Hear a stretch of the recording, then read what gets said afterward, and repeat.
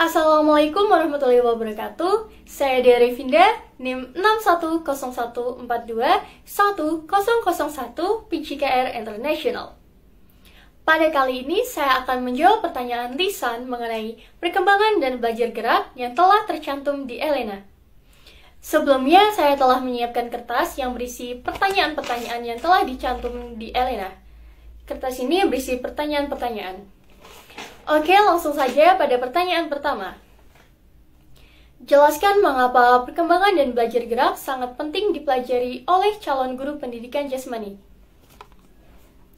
Perkembangan dan belajar gerak sangat penting dipelajari oleh guru pendidikan jasmani karena perkembangan dan belajar gerak merupakan sebuah proses yang terus-menerus terjadi pada diri manusia, mulai dari dalam kandungan hingga berakhirnya usia.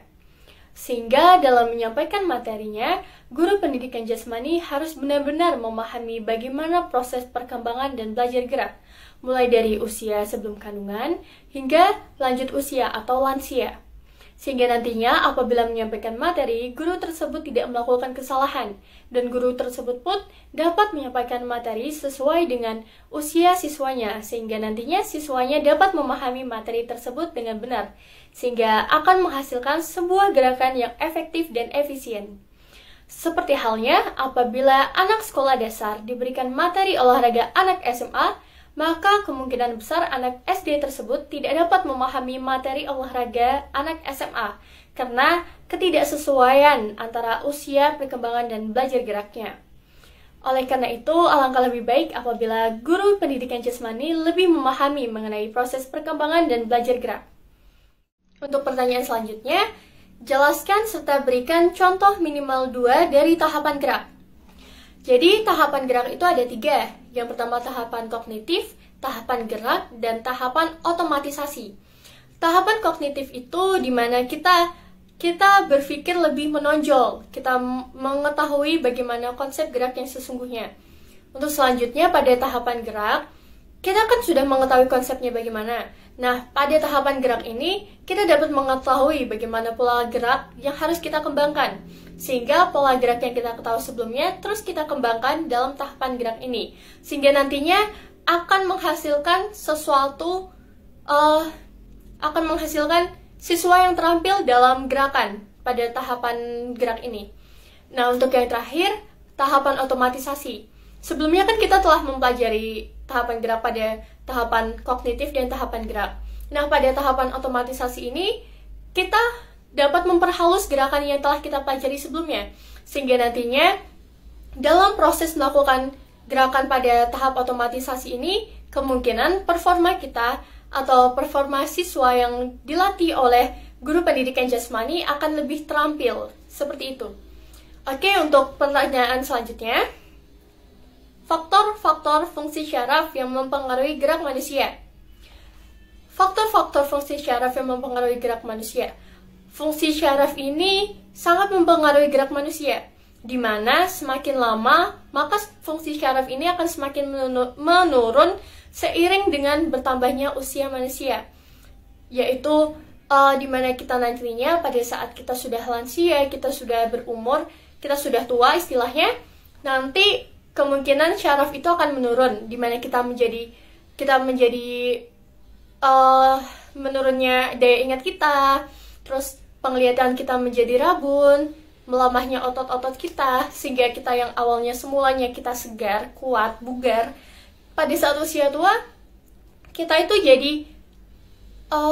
jadi terbatasi dalam melakukan aktivitas atau kegiatan-kegiatan yang sebelumnya kita lakukan pada usia muda.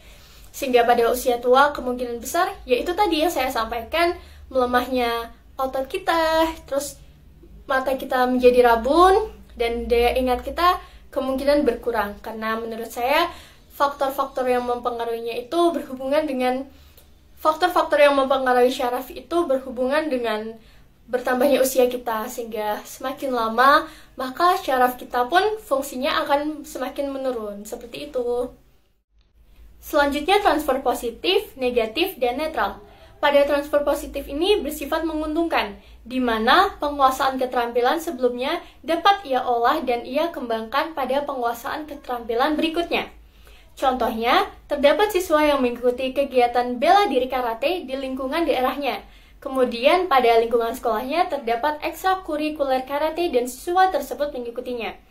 Pada saat mengikuti kegiatan ekstrakurikuler karate di sekolahnya, siswa tersebut tidak memulainya dari awal, melainkan siswa tersebut dapat mengembangkan jurus serta teknik karate yang telah ia pelajari di tempat latihan sebelumnya. Sehingga pada ekstrakurikuler ini, siswa dapat mengembangkan bakat potensi karate yang ia miliki. Kemudian untuk transfer negatif.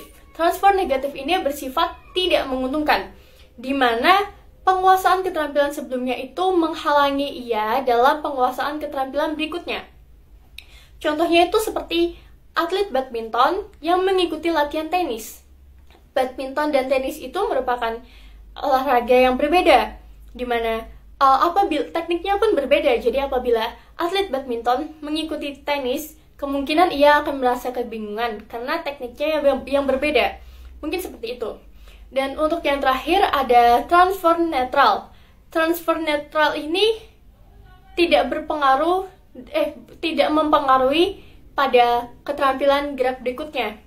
Di mana transfer netral ini contohnya apabila atlet panahan mengikuti kegiatan atau mengikuti materi olahraga di sekolahnya renang. Ia sebelumnya basicnya merupakan atlet panahan, dia biasa memanah, sehingga memanah itu tidak dapat digunakan pada saat di ruang lingkup olahraga berenang. Seperti itu. Untuk soal yang terakhir yaitu jelaskan apa yang disebut dengan pertumbuhan, perkembangan, dan kematangan. Pertumbuhan merupakan proses peningkatan yang bersifat kuantitatif dalam hal ukuran. Contohnya seperti peningkatan tinggi badan, peningkatan lebar bahu, dan peningkatan lebar panggul. Selanjutnya, perkembangan. Perkembangan merupakan proses perubahan kapasitas fungsional atau organ-organ tubuh. Contohnya seperti bayi yang semulanya tidak bisa berjalan, untuk selanjutnya bayi tersebut bisa berjalan mungkin 2-3 langkah. Mungkin merangkak seperti itu. Nah, selain itu, bayi yang semulanya hanya bisa memegang bola, untuk selanjutnya bayi tersebut dapat memantul-mantulkan bola. Untuk yang terakhir, kematangan. Jadi kematangan itu merupakan kemajuan sifat yang bersifat kualitatif. Kalau pertumbuhan tadi kan kuantitatif. Nah, kalau yang kematangan ini kualitatif dan sifatnya tuh sensitif. Contohnya seperti pada laki-laki terjadi mimpi basah dan pada perempuan terjadi menstruasi. Seperti itu. Itu tadi jawaban-jawaban saya atas pertanyaan yang telah tercantum di Elena. Jika terdapat kesalahan saya dalam menjawab, saya mohon maaf. Saya akhiri. Wassalamualaikum warahmatullahi wabarakatuh. Terima kasih.